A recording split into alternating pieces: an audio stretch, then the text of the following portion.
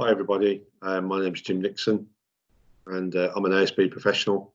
My background is predominantly in policing, where I spent 20 years working for West Midlands Police, and for a large proportion of that kind of concentrated on neighbourhood policing and antisocial behaviour, prevention of it.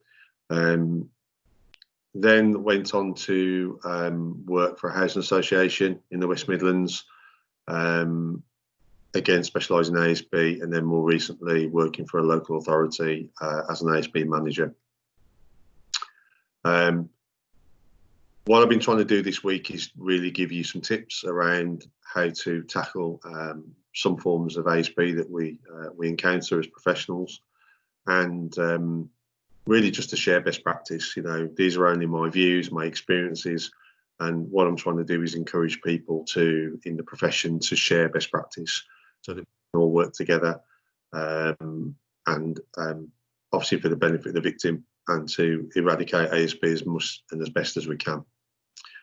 Just before I start, again, just a quick disclaimer. These are my own personal views and my own personal experiences working in the sector.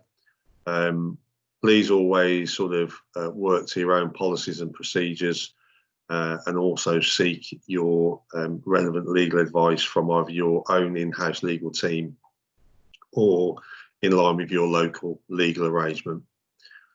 So tip 2, day 2, tip 2. What I wanted to talk to you about today was injunctions. And I think the question I left in your minds yesterday was, can we run an injunction at the same time, side by side, with a criminal investigation? And I think one of the things I said was, could we have sort of effectively 2 bites of the cherry? And the answer to that is a resounding yes. And again, I think the best way to deal with this is to give you an example. And this was when I was in the police service, and we had a notorious gang that had a very big stronghold on a particular estate, caused an awful lot of problems, committed an awful lot of crime, and everybody was scared of them. And a new tenant moved in across the road, didn't know about this family, didn't know their background, and he had a bit of a fallout with them one day. Can't remember what the issue was about. So this gang decided that early hours of the morning, on a Saturday morning, they'd go to his address and put all the windows in, and kind of make a bit of a stand in terms of, we're in charge here, not you. He was racially abused as well, and he came out and fought back, and he he was assaulted at the same time, and all 6 of the family members were subsequently arrested for a violent disorder, and they were taken into custody, and my team were given the task of dealing with that particular group. We dealt with them, we charged them with the offences, and obviously put them before the courts. But there was something in the back of my mind that I felt that this was a golden opportunity to look at something more preventative, look at something more long term, and also I knew the burden of proof that I would need for the injunctions against these individuals would be a lower burden of proof on the balance of probabilities than obviously the beyond reasonable doubt that I needed to prove with the criminal case. So we got a number of partners together, including the local housing association and their legal team. We discussed the case because they all lived in housing association properties, and it was a resounding decision to pursue without notice injunctions against the 6, regardless of the fact the criminal investigation was going on. So we worked really hard that week and got all the evidence together and went without notice on the Friday, got the without notice injunctions against the 6 of them, and they all included power of arrest on the majority of the prohibitions, and also an exclusion zone, which included their home addresses, which was very, very impactful and when we served the majority of the injunctions on them, there was complete shock and horror that they could not now go back to their home addresses where they were causing all the problems. We went back a couple of weeks later.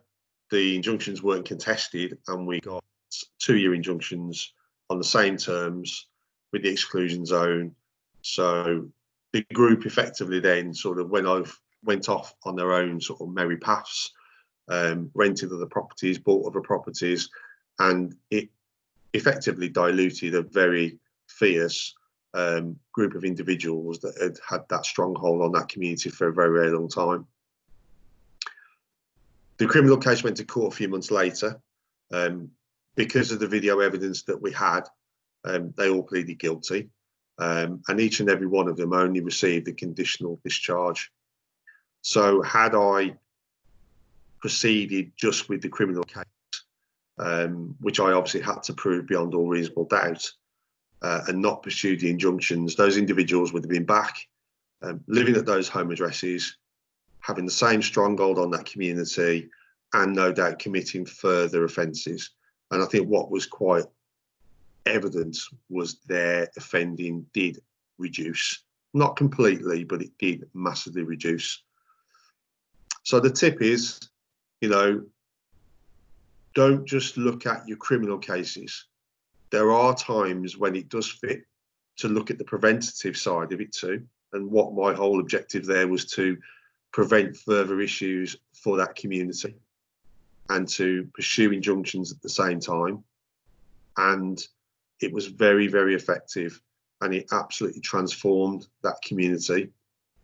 We did go on to do further injunctions on other families and further evictions, and it did keep the momentum going in that particular area and reduce crime by a significant amount. So that's tip number 2. I hope you found that useful. If you did like it, please like it on your LinkedIn page, share it with others. And as I said yesterday, more importantly, please share your experiences as well with the community. As I said at the start of this campaign around tips, the whole idea is to get us all sharing best practice and to come together as a community to tackle and eradicate ASB within this country.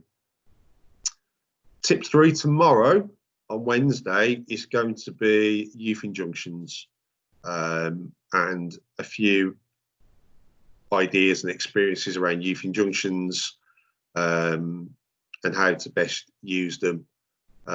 So I'll be coming in with a tip 3 tomorrow.